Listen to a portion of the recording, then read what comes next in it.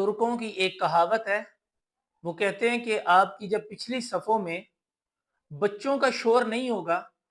تو آپ سمجھیں کہ آپ کی اگلی نسل سے دین ختم ہو گیا ہے۔ تو یہ بہت بڑی بات ہے، چونکہ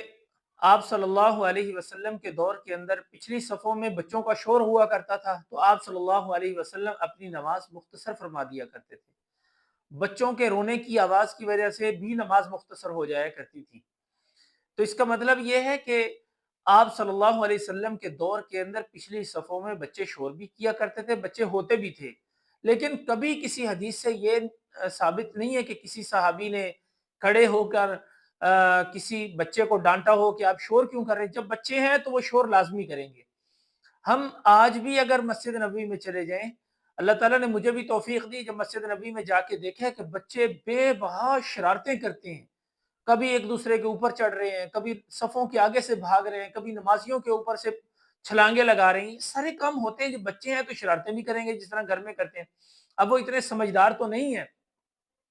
کہ وہ خاموشی کے ساتھ مسجد میں بیٹھیں۔ ہم بھی اپنی مساجد میں دیکھتے ہیں، جب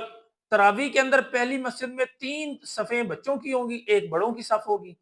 تو ہم کہتے ہیں کہ خبردار کسی نے کوئی آواز نکالی، خبردار کسی کا کچھ شور آیا تو ایسا ایسا کیا ہوتا ہے، بچے سہم جاتے ہیں، بچے ڈر جاتے ہیں، کہتے ہیں ڈانٹ ہی پڑنی ہے تو مسجد میں جانا کیوں ہے۔ تو آپ صلی اللہ علیہ وسلم کی زندگی دیکھیں کہ آپ صلی اللہ علیہ وسلم سجدے کے اندر ہیں، پیچھے صحابہ اکرام ہیں، کتنی عظیم جماعت ہوگی وہ۔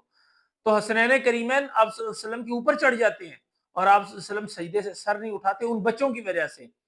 اسی طریقے سے حضرت عاتقہ جو آپ صلی اللہ علیہ وسلم کی نواسی تھی، آپ صلی اللہ علیہ وسلم نماز کے اندر اس کو اپنے کندھے پہ بٹھاتے، رکوع میں جاتے نیچے اتار دیتے، پھر کھڑے ہوتے، پھر اب فرض نماز کے اندر ان کو اٹھا کے اپنے کندھے پہ بٹھا رہے ہیں۔ تو اس کا یہ مطلب ہے کہ بچوں کی بڑی اہمیت ہے مسجد کے اندر۔ اب ان کو اگر شوق دلانا ہے، نماز کی عادت ان کے اندر پیدا کرنی ہے تو ان کو مسجد کے اندر لے کے جائے، ان کو نماز کے اندر شامل کریں۔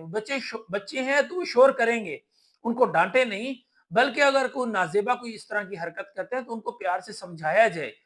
چاہے جائے کہ ہم ان کو تھپڑ مارنا شروع کر دیں یا ڈانٹ ڈپٹ شروع کر دیں یا کچھ اور سخت جملے بولنا شروع کر دیں جس کی وجہ سے بچے ناراض ہو جائیں ہم سے اور وہ مسجد کا راستہ چھوڑ دیں۔ یہ بڑی خطرناک بات ہے۔